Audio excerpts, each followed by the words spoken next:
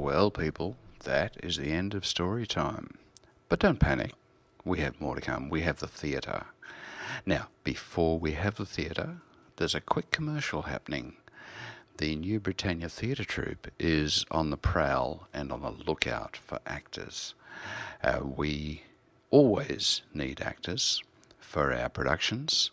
As you may have noticed, if you look or listen to any of them or see them, a lot of the time each actor is playing multiple roles, which is great. I mean, if I play 4 roles, I get 4 times the salary, which sounds good until you realise that 4 times nothing still equals nothing.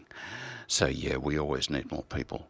Now, I have just finished working on our latest production. It's pretty awesome. You should hear it soon. And that means we're moving on to our next. We do have a specific requirement. We would love to meet somebody, a male actor with a halfway reasonable voice and a British accent. If you can do that, if you fit that description, or if you know anybody who does, please point them to me, and I would love to talk to them. I do have a couple of interests who I'm following up, and I'm pretty excited about that. So we'll see what comes from that. Maybe our needs will already be met, but hey, if you're halfway interested in being part of our little troupe, don't hesitate to apply, because we'll be very, very glad to have you. Okay, now that's the commercial done. We can move on to the next part of our play. Now, for those who came in late, we started last week with Hungry Eyes in the Darkness, and we have a bunch of people who are desperately trying to survive after the cataclysm 400 years ago. Food, water, medicine, everything, very short supply. They're not doing well. There are caves in the area. There might be something good down there. People have gone down there and never come back, so that's a bit scary. Don't know what's down there. There is some romance, there is some jealousy, there is the development of some intrigue, and really the only option that they have left is an armed expedition down into the caves to see what's there and hopefully find some food and water. Okay, without further ado, we have Hungry Eyes in the Darkness, Part 2. Part 2, Hungry Eyes. Early the next morning, as the large, heavily armed group proceeds through a dimly lit passageway... General Thorne, are you sure we should be making so much noise as we make our way through these tunnels? Perhaps stealth would be a better option? Nonsense, Colonel Dane. I wholeheartedly agree with Consular Corvus's suggestion that we make as much noise as possible to frighten off any would-be predators. Jeremiah thought that General Thorne was a brilliant tactician, but he also knew that his blind loyalty to Counselor Corvus sometimes clouded his judgment. As a younger man, then Colonel Thorne had served under General Corvus for 15 years. 25 years ago, they had led the legendary campaign to drive off the nomadic Katar, who had suddenly returned to reclaim their ancestral homeland, subsequently occupied by the metropolis of Taxlair, after abandoning it 100 years before. After hearing General Thorne's response, Jeremiah thinks it's best not to pursue the matter any further. Aye, General. Suddenly, everyone can hear loud shouting and shrieks of pain coming from up ahead. The advanced scouting party must be under attack. Colonel Jeremiah Dane draws his flaming two-handed sword.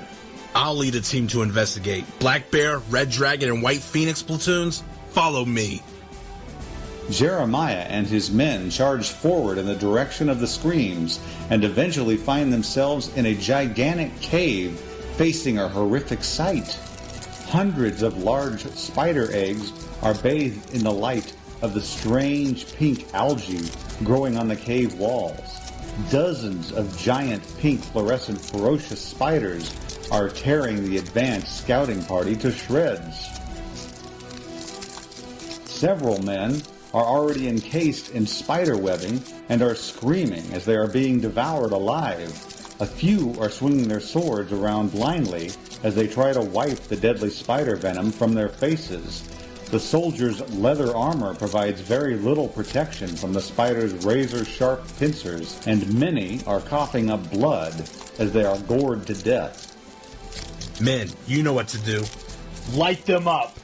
Hars, Miranda, and the other mages immediately start casting Fireball and bring a fire at both the eggs and the attacking spiders.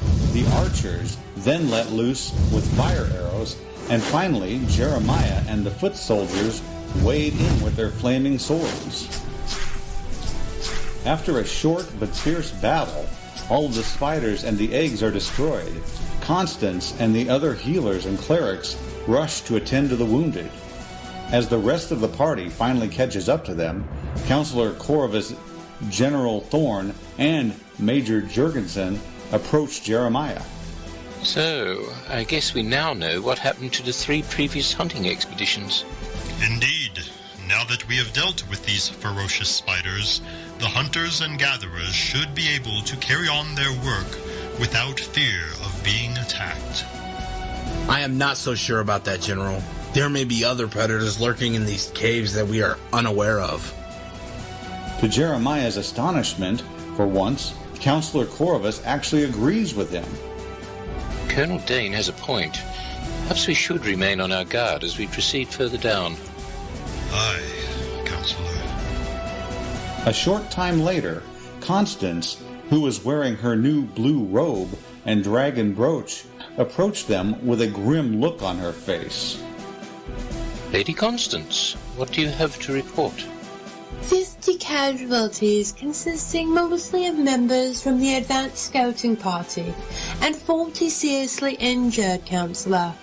Due to the limited number of clerics at our disposal, Moya, Lixie, Bronwyn, and I had to rely on our healing skills to stabilize 16 of the most seriously injured.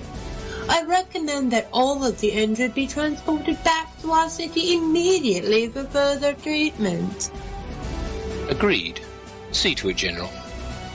General Thorn turns to Major Jurgensen and orders his men to bring the stretchers forward to carry the wounded back to Brittany. He also directs the Silver Fox platoon to provide protection as well.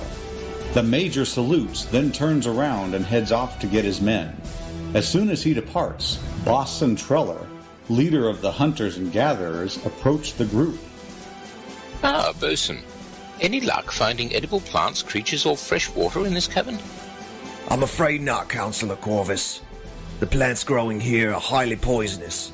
However, my men did find quite a few veins that could be mined for iron, copper, and silver. I see. Our ore supply is running low. Have your mining teams remain behind while we continue on? By your command, Counselor. I'll have Jade Tiger Platoon remain behind to provide protection.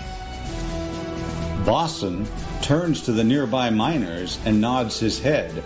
The miners immediately begin swinging their pickaxes at the ore nodes on the cave walls. A couple of hours later, the weary group continue their trek through the cavern tunnels. Counselor, it is nearly midday. The men seem pretty exhausted. Perhaps we should break now for lunch. Perhaps in a short while, General. This is the furthest down in the caverns that any of our people have been. We have been rather fortunate that, other than those nasty slimes and some bats we encountered a short while ago, we have not run into any other hostile creatures. Yes, quite fortunate indeed, Colonel. We can ill afford to lose many more of our men. Right, General? No, we can't, sir. We have already lost 1/4 of our expedition force due to death and injury. If we don't find any food or water soon, we will have to turn back. We don't have enough rations to supply our men with dinner. Don't worry, General. I have a feeling that we will come across something soon. As if on cue, the group hears some excited shouting coming from up ahead. They rush forward and soon find themselves in a very large cavern. Blue, green, and orange crystals jut out from the walls and provide illumination. An immense underground lake fills up most of the area.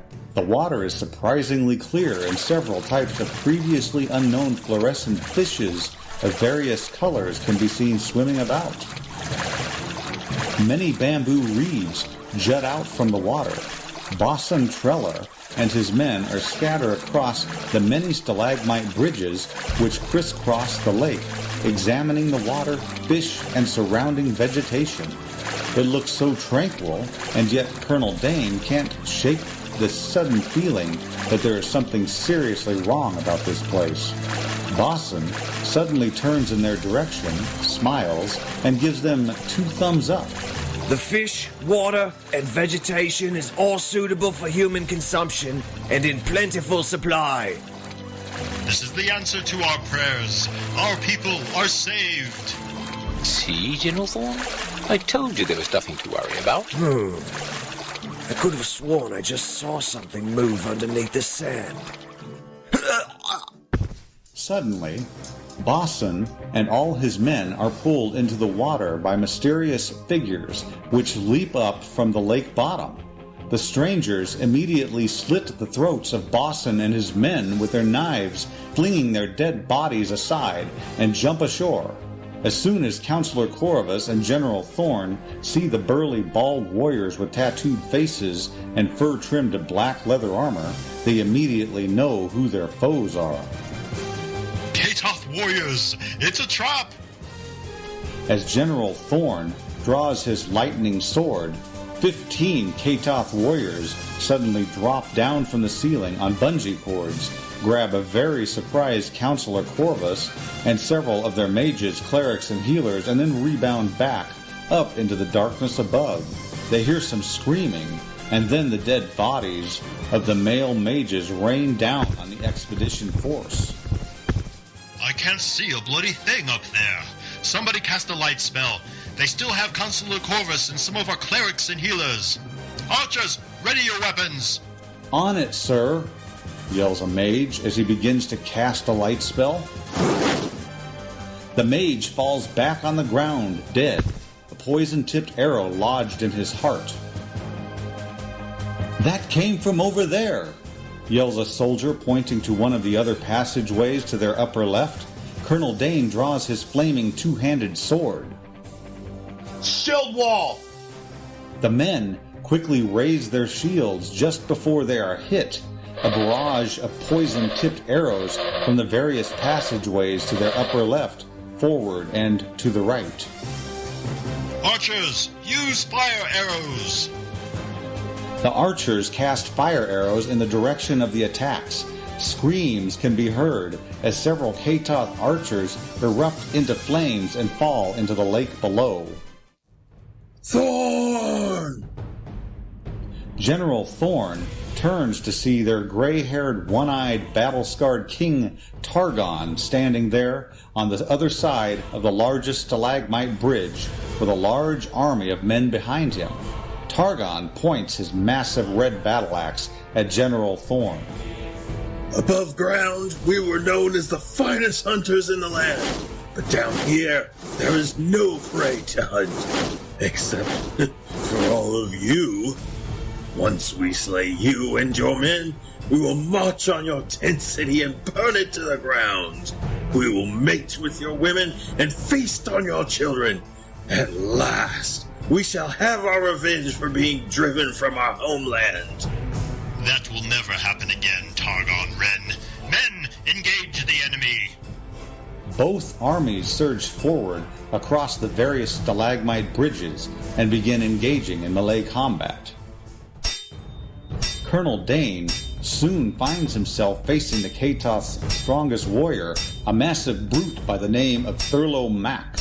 Despite his size, the Katoth is very quick on his feet, and Jeremiah is forced to try and get in a few strikes with his flaming 2-handed sword while dodging Thurlow's twin short swords, which are forged from some sort of black meteoric ore. Jeremiah's bulky full-plate armor seriously hampers his movement. I look forward to feasting on your meaty flesh tonight. I wouldn't count on that. I'm a lot tougher than I look. Jeremiah suddenly disarms Thurlow Mack, much to his foe's surprise. A most worthy foe. The mighty Thurlow Mack has never been disarmed in combat. I will add your skull to my collection and consume your heart to make me even stronger. I think not. Jeremiah succeeds in slicing through Thurlow's left side with his flaming sword. Ah! You will pay for that. The fire immediately cauterizes the wound, but the pain is excruciating. A normal man would have passed out immediately, but Thurlow is no ordinary man. The pain only seems to enrage him. Thurlow growls, then immediately headbutts Jeremiah, causing him to stagger back. Thurlow then barrels straight into Jeremiah, sending the both of them into the lake. Meanwhile, on the edge of the battlefield, Lady Constance is tending to a seriously injured, unconscious soldier, while her friend Miranda provides cover fire. How much longer before Willie regains consciousness? There are just too many Kaitoth cannibals in this area, and I'm running low on reagents for my fireball and ring of fire spells. Constance finishes wrapping the bandage over the ointment-covered wound in the soldier's left side. Shouldn't be much longer. Miranda. A few feet away, two hulking Kaitoth cannibals decapitate two of General Thorne's men with their double-bladed sabers. They spot Constance and Miranda and turn to each other and grin. Sheathing their weapons, they start walking over towards Constance and Miranda. Darn, I'm out. Miranda points her wooden staff at the two Kaitoth. Stay away, you two. Now why would we do that? You two are so beautiful. Both Constance and Miranda can see the lustful look in their eyes. Suddenly, Pars appears behind the two women and the prone soldier. Great timing, Pars. You know what to do. Yes, indeed I do. Pars suddenly casts Discharge, rendering Constance, Miranda, and Lieutenant William Long unconscious. The short, chubby Kaitoth picks up Miranda and cradles her in arms. He gazes at her face and then at her bulging tummy. This one is so beautiful, and yet looks so yummy. I can't decide if I should eat her or mate with her. The larger of the two Kaitoth picks up Constance and slings her over his right shoulder. Excellent work, Pars. Always glad to be of service, Prince Tomar. I have honored my part of the agreement. Indeed you have. By informing us of this attack and helping us plan this ambush, you have earned your place among my people. I look forward to my wedding night with my beautiful new bride. She will make a fine addition to my harem. New bride? I was hoping to take Lady Constance as my own. You dare defy me? Long have I lusted for this female, and I will not be denied. Prince Tomar reaches out with his left hand, grabs Pars by the throat, and lifts him several feet into the air. He begins choking Pars. Pars' face starts to turn blue as he struggles to breathe. No, Prince Tomar. I meant no disrespect. Please forgive me. You will find me to be a valuable ally in the days to come. Prince Tomar sets Pars down and releases his hold on his neck.